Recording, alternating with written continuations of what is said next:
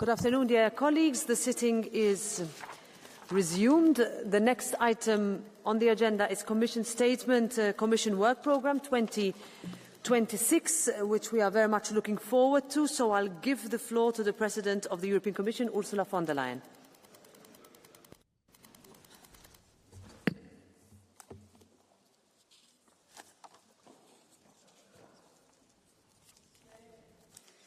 Thank you, Madam President Roberta, honourable members. Our Europe must be an independent Europe. These words have resonated in the Parliament before. They were pronounced by the great Simone Veil in her first speech in the first plenary of the first elected European Parliament. That was almost 50 years ago. Today, these words are more true than ever, and we simply cannot afford to wait another 50 years to turn them into reality. Because the world of today is unforgiving. The outcome of Russia's war will shape Europe's security order for decades to come. There is hope that the war in Gaza can finally come to an end. Our regional and global order is being redrawn, and Europe must fight for its place in the world, where some major powers are either ambivalent or hostile to us. The same is true about the global economy. A global AI race has begun. The clean industrial race is faster and fiercer than ever before. And the impact is felt on our factory floors, in our family budgets, and in the way we work and live. It is a world of constant change. And Europe must rise to the moment. We must do more for our own defence and security. We must take control over the sensitive technologies and energy sources that will power our economies. And we must take responsibility for the kind of society we want to live in. This is the choice we all face. We can either be shaped by the events or claim the freedom and the power to determine our own destiny. And we know what we want to be. We want to be the masters of our own destiny. Honourable members, this is why the entire work programme for the year ahead will be focused on Europe's independence moment. It delivers on the political guidelines you have voted on, updated for today's new realities. Of course, I won't touch on every single initiative, but I would like to address the main priorities, starting with competitiveness and jobs. Europe's independence will depend on its ability to compete in a changing global economy. But I want to be frank. The challenges we face today are even greater than a year ago, with the exponential growth of artificial intelligence, with the rising use of export controls, and with global uncertainties straining public finances and private investments alike. So we must stay the course on implementing the Draghi report, but I think it has to be a Draghi plus that we have to fulfill now. And let me make 3 points on this. The first is speed is of the essence. Companies across Europe demand that we make business easier for them. Harmonization cannot wait. We need to complete the single market. And this is why we are setting clear political deadlines to unleash the potential of the single market by 2028. We have a full programme of upcoming initiatives. Let me mention some of them. From the ambitious 28th regime to completing the Savings and Investment Union, to a new fleet of simplification omnibuses, the sense of urgency on our side couldn't be greater. Our companies and workers cannot wait. We have to deliver on their needs, and we have to do it fast.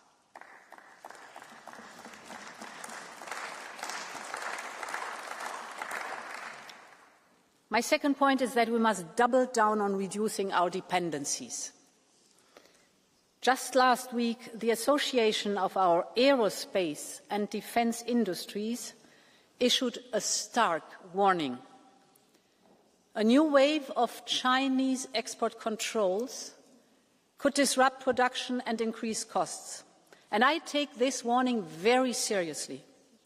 So on one hand, we have to and will keep diversifying our supply chains with new trade deals and new partnerships.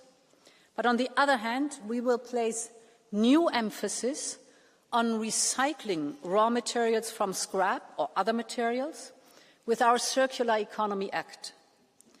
Because circularity and recycling goes to the core of European independence.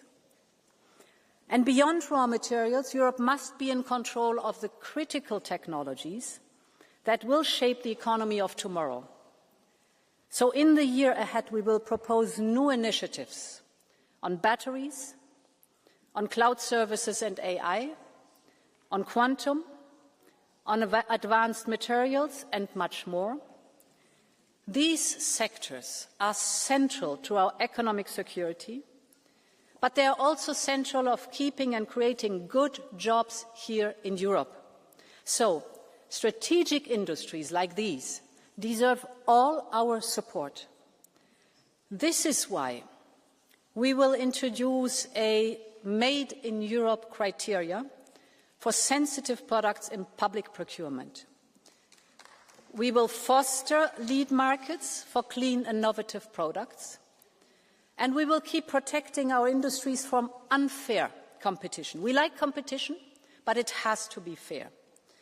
Like we just did now with the steel safeguards, because the industries and jobs of the future must be here in Europe. And my third point has to do with affordability. How can Europe be competitive if people working full-time cannot make a living? If they cannot afford to live where the good jobs are because they don't find housing? Or if business revenues are eroded by unaffordable energy prices? So affordability is a main subject of this Commission work programme for 2026. With our work on affordable energy, the Affordable Housing Plan, the Small Affordable Electric Cars Initiative, but also, most importantly, the Quality Jobs Act and the Skills and Fair Labour Mobility Package. So across all sectors, my point is the same.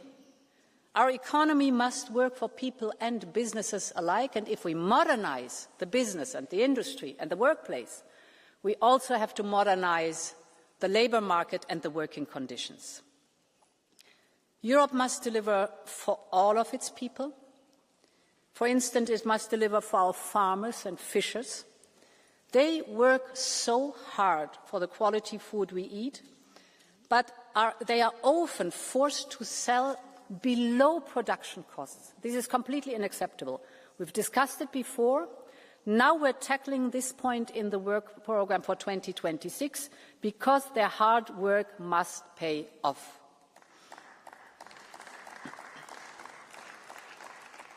Honourable members, a new international order will emerge in this decade. When we talk about Europe's independence, we talk about our ability to shape this new order, and starting, of course, from our immediate neighbourhood. This is true in the Middle East, where Europe must play a role in rebuilding Gaza, in relaunching the two-state solution, as well as in encouraging the birth of a new Syria. But of course, this is also true on our continent. The war in Ukraine needs to end with a just and lasting peace. So we will continue to step up the pressure on Russia to support Ukraine's resistance in every way we can. I want to be very clear on this one. even if the war stops. Putin's war economy and imperial delusions will not go away. We must be ready for the threats that Europe may face today and tomorrow, from the eastern flank to our southern border, from drones to hybrid warfare, but also from terrorism to the security consequences of climate change. That means we must continue to strengthen our defence and our deterrence, and this is the heart of our defence roadmap 2030. It sets clear milestones, sets very clear milestones towards a clear goal. It's a readiness roadmap. So Europe's defence must be mainly developed in Europe. We are very clear also about the content of European capabilities that has to be procured together. Because for decades we've talked about building a Europe of defence. Now it's time to make it happen, honourable members.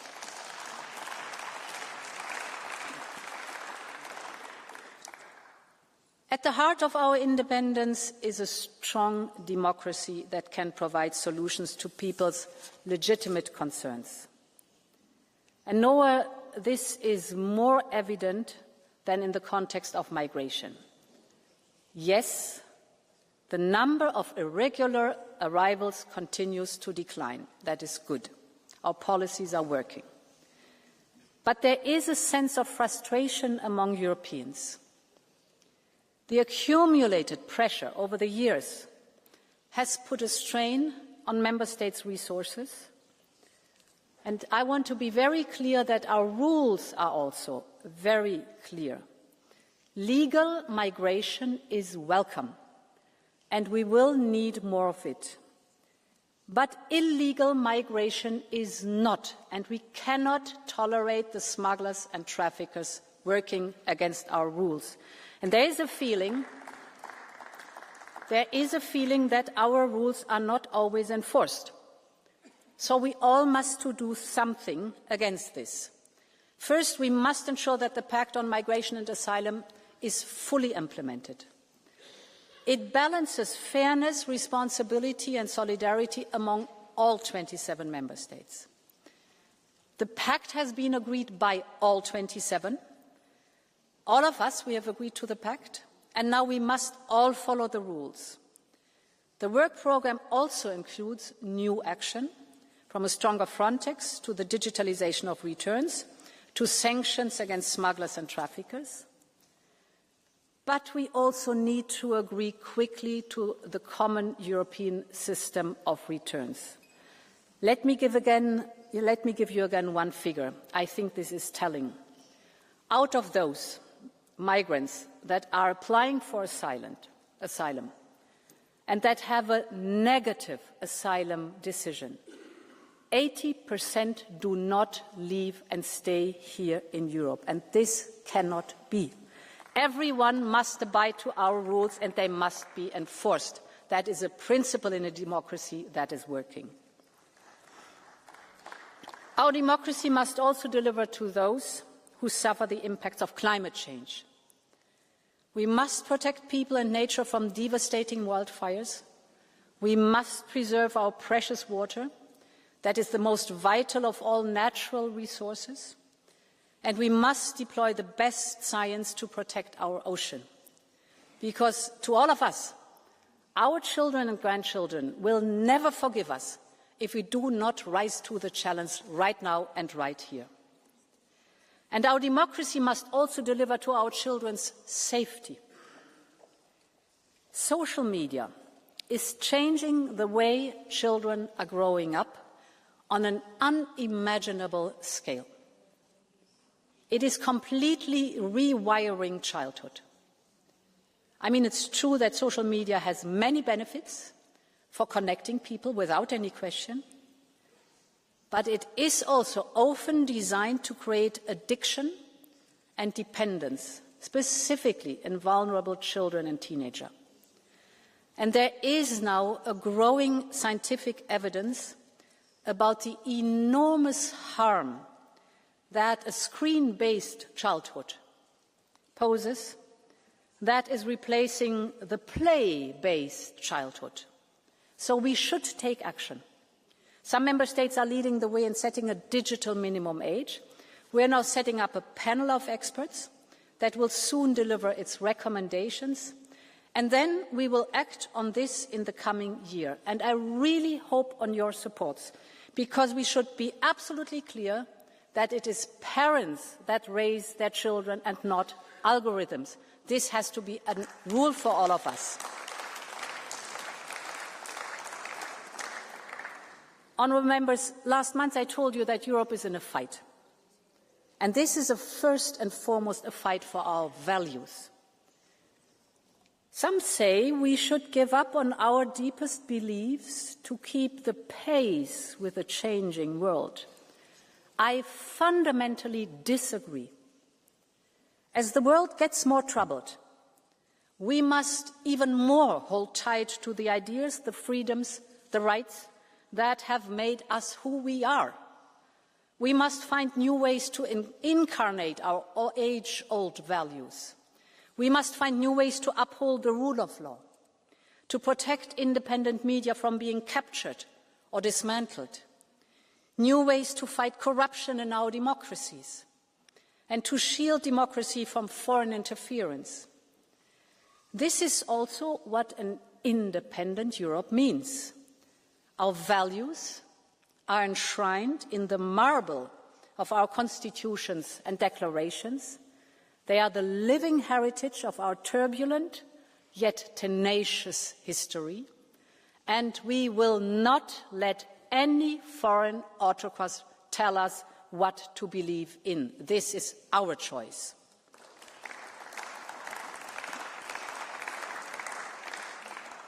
Honourable members, Europe's independence moment is the moment to come together, above and beyond our legitimate differences, of course. And this is my final message to you today. I will always be open to finding common solutions. I will always be ready to listen and to engage. We must all be able and ready to find common ground. And most importantly, then really to take action for Europe. Thank you very much, and long live Europe. Thank you.